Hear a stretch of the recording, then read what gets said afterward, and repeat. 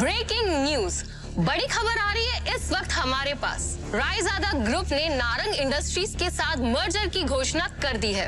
इस खबर ने नारंग इंडस्ट्रीज को फर्श से अर्श तक पहुंचा दिया है।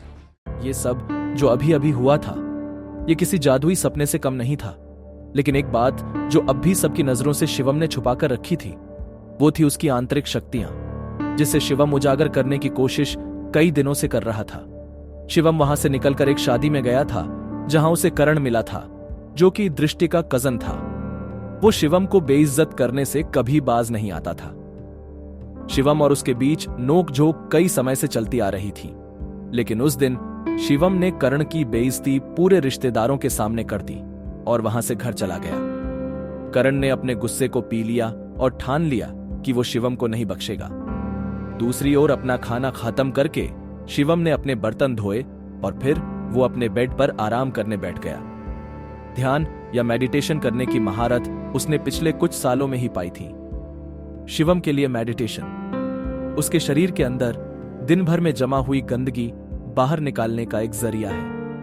और तभी शिवम ने हाथ आगे बढ़ाया और बेड के साइड में रखा एक काला पत्थर उठाया। उसे मुट्ठी में बंद कर जैसे ही उसने हाथ को हल्के से घुमाया, वो पत्थर राख बन उसकी उंगलियों के बीच से सरक गया। शिवम की आंखों में उत्साह भर गया और उसने खुद से कहा, भस्म शक्ति ने अपना रूप ले लिया है। अरजा, उसके गुरु ने भी तो यही कहा था कि वो तक्षक महल का वंशज तभी माना जाएगा जब वो अपनी अंदरूनी शक्तियों को जगा लेगा, और तब उसकी तलाश शुरू होगी ढूंढने के लिए रायजादा परिवार के उन खास लोगों को जिनसे वो अपने गुरु के निशानी के तौर पर दिए जेड पत्थर की मदद से मिल पाएगा।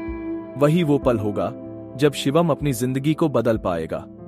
सिर्फ इतना ही नहीं, इसके साथ ही शिवम के हाथ वो सब भी लगेगा जो आम इंसान की पहुंच में नहीं, जैसे कि पौराणिक औषधियां, धन और उसके पूर्वज। यही तो होता है इस विद्या में। इसमें किसी के वैभव और उसकी शक्ति की कोई सीमा नहीं है। सक्का अपने गुरु का निशानी के तौर पर दिया हरा पत्थर अपने हाथों में घुमाते हुए शिवम ने सोचा, मेरी शक्तियां पूरी तरह से जागृत हो चुकी हैं। अब वक्त आ चुका है मामले को अपने हाथों में लेने का, एक्शन में आने का। शिवम ने अपनी शक्तियां जागृत होने के बाद उनसे अपनी शक्तियों के दम पर दृष्टि के ऑफिस में हुई सारी चीजों को दृष्टि और वहां मौजूद सब लोगों को भुलवा दिया। यहां तक कि नितिन रायजादा भी अब शिवम के साथ हुई बातों को भूल चुके थे। ऐसा शिवम ने क्यों करा, वो तो वक्त ही बताएगा। अगले दिन शिवम की मुलाकात उसके पिता से हो गई, जो कि इतने दिनों से उसे मिलने के लिए मजबूर कर रहे थे। तुम्हारे दादाजी पिछले 2 सालों से बिस्तर पर हैं, बहुत बीमार हैं। अपने बिगड़ते स्वास्थ्य के बावजूद वो बस एक ही जिद लेकर बैठे हैं कि केवल एक बार फिर तुमसे मिलना चाहते हैं। वो बस चाहते हैं कि तुम वापस आ जाओ। भावेश, जो कि शिवम के पिता हैं, उन्होंने कहा, तुम्हारे चाचा की भी शादी हो चुकी है, लेकिन तुम्हारे ताऊजी और चाचा जी के यहाँ केवल 2 बेटियां हैं। शाह खानदान का इकलौता दावेदार।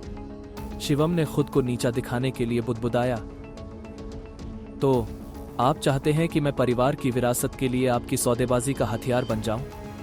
तुम सच में बहुत भोले हो, भावेश ने ठंडे स्वर में कहा।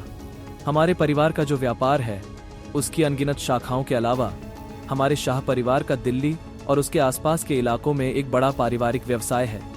परिवार के नियमों के अनुसार अगर परिवार के मुखिया की मृत्यु हो जाती है और तीसरी पीढ़ी को संभालने वाला कोई नहीं है, तो परिवार के मुखिया को दूसरे परिवार से बदल दिया जाएगा और उस समय से शाह परिवार पर हमारी शाखा का शासन नहीं होगा। और इसका मुझसे क्या लेना देना है? शिवम ने शांति से पूछा। तुम्हारे दादाजी के बीमार पड़ने के बाद से ही पिछले कुछ वर्षों में तुम्हारे चाचा और ताऊजी पहले से ही परिवार की विरासत और सत्ता की हकदारी के लिए लड़ने की तैयारी में जुट चुके हैं, जिससे परिवार के भीतर एक जबरदस्ती का हंगामा हो रहा है। क्या तुम बस ऐसे ही हाथ पर हाथ रखकर बैठे रहोगे और कुछ नहीं करोगे? भावेश ने निराशा भरी नजरों से पूछा। शिवम थोड़ा झुंझलाया और उसने उपहास भरी मुस्कान से भावेश की तरफ देखा। आखिरकार वो अपने पिता भावेश के वास्तविक स्वरूप को भली भांति जानता था। सत्ता के लिए वो दूसरों की भावनाओं की परवाह किए बिना वो सब कर सकते थे जो जरूरी बन जाए।